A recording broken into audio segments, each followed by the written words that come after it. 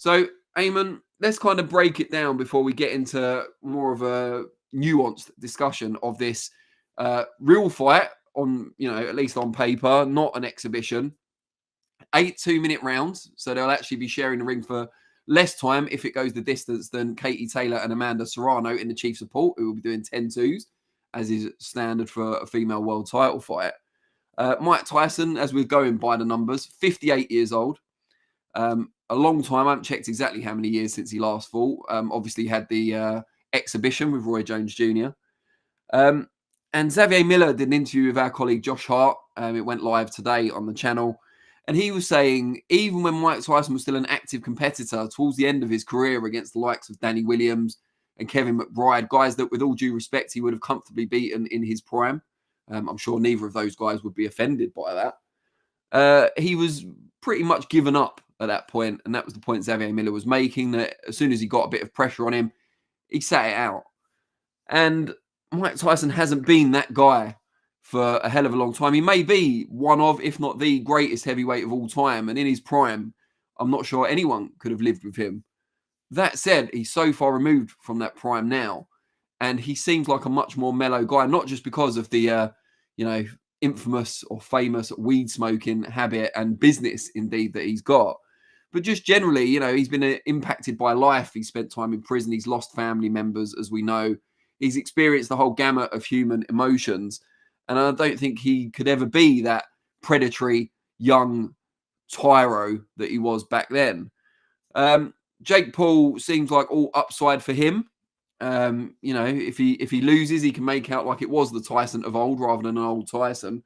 But if he wins, and he is a huge favourite to win the fight, he's got a huge name on his record, albeit not one anywhere near his prime, who's been largely inactive for many, many years and is old enough to be Jake's dad, if not his grandfather. I imagine it will be very popular amongst a certain demographic, that kind of casual crossover audience, the type of people to watch Misfits boxing. I don't know. I certainly won't be watching it live because it'll be in the middle of the night UK time. Whether I catch up with it the next day or just watch the inevitable crazy finish on social media remains to be seen. It's certainly not my thing. I'm not the target market for this. But is it just all a bit of fun? Is it okay? Is there any real danger to it? I guess is the question. Because if it's not harming anyone, I have no real issue with it. Eamon, what's your take on the kind of safety aspect, first of all? Really all just dependent. We have a better picture of it once we've actually seen it unfold in front of our eyes, because there's been so much kind of rumor and innuendo as to what this actually is, and it's been billed as a legitimate fight. And I've seen Jake Paul's manager, Nafisa Bidarian, kind of shoot down rumors of it being some sort of choreographed dance routine in some form. And no, this is a legitimate fight between the two. And in little clips I've seen, like, Mike Tyson seems rared up for it and wanting to knock out Jake Paul, and as it gets closer to the fight, kind of maybe brewing up a little bit of the old Mike, a little bit of the old shadow of Mike that he'd been able to really change his life around from being. Look, I can't kind of, when it comes down to it, I think a perfect scenario of this would be, Mike knocks down Jake Paul early, and Mike looks great, and he's a Mike of old, and wow, Jake Paul's rallied, and he's come back after a heavy knockdown to the body to beat Mike Tyson on points. Wow, Jake Paul looks great, and woo, everyone's gonna come out this all nicely, and we've got our viewership and things. Everyone's entertained, but no one's got hurt here. But the idea of this then being shot down and saying it's not going to be choreographed at all, and this is a fight, it's a little bit concerning. I remember when I watched the Tyson versus Roy Jones exhibitional fight, or whatever that was, and I thought, watching that, I thought Mike can't show his skills. Mike just goes for it. And to the body, it seemed like they were going for it. Maybe a bit more to the head, a bit more reserved. At least Roy Jones definitely was. But I thought Mike was being about a full reflection of a Mike Tyson he could be at his age and the time that it was. This is a guy who, as well, when it comes to if this is a legitimate fight and concerns about it, he had to pull out the first time around because, and there was images of him walking with a cane. This is a guy, look, who's highly skilled in the game, but his body seems to be breaking down on him. And of course, he's not really lived the life because he's been enjoying his life as he should do, but smoking a lot and kind of not really being in peak athletic condition. So it is a little bit of a worry there for me. I guess what it goes to show is that you can always sell the ticket on nostalgia, and I'm one of those guys. So I didn't really live in the Mike Tyson era at all. I wasn't into boxing when Mike Tyson ended up hanging up the gloves.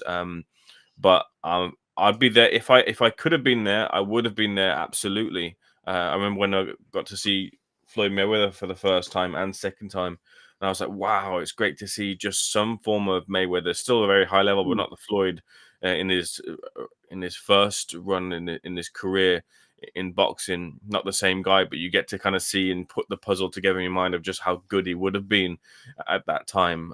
I love that little bit of nostalgia. I'm going to go see Alien Ant Farm this weekend. I woke up early to go buy a ticket to Limp Bizkit. I love a little bit of nostalgia, so I'll definitely be tuning in. Whether live, I'm not too sure, but from a Netflix point of view, it's weird because they're getting into boxing for the first time, and it's not the first time they've streamed live sport, but this is huge for boxing in general. When there's been a shift towards better fights being made and bigger fights and fighters, promoters coming together, fights that we wanted getting made, Netflix making this big fight and making a big splash. It's a big one. Whether they continue or not, and they pack the card with some better fights, more for traditional fight fans, including Katie Taylor and Amanda Serrano. But the idea of this being like fake or this being not a proper fight, you'd really lose credibility for your outlet if you end up pulling the wool over the fans who are watching and tuning in their eyes. Wise move to a degree to make this not pay-per-view, and it's just your Netflix subscription, I believe, that you pay, so you get this for free on top of that. That's a wise move, because then it softens the blow a bit, because you're like, well, I didn't pay any extra for what I thought would be a fight, so I guess that makes sense. But still, you don't want people tuning in and saying Mike Tyson versus Jake Paul, this is a fight, and then they get some sort of dance. So it's so hard to judge this, and I'll have a better kind of finger on the pulse of this off of the back of it than I do right now, to be honest with you, Danny. Alien Ant Farm, eh? Yeah. Danny, are you okay? Oh, I was just about to do it. You stepped on my punchline. I can't believe this. Well, on Netflix, you can watch Movies, which is unironically one of my favorite songs ever, Movies. I know about 3 or 4 Alien Ant Farm songs, but that was enough for me. That's enough to pony up your money, yeah. Yeah. We are going to put the poll out nice and early before I go back to the chat. So, Vinnyographer, if you can hear me, Modfather, please do put out the poll. It's a very simple one. Will you be watching Jake Paul versus Mike Tyson? It annoys me just saying Jake Paul's name first in the fight as well. I've had to really get used to that.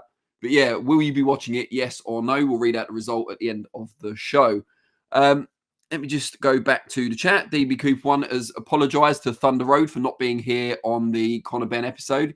He says, I'm not subscribed to Seconds Out. I mean, that's disgusting, DB Cooper 1. You owe us all an apology for that.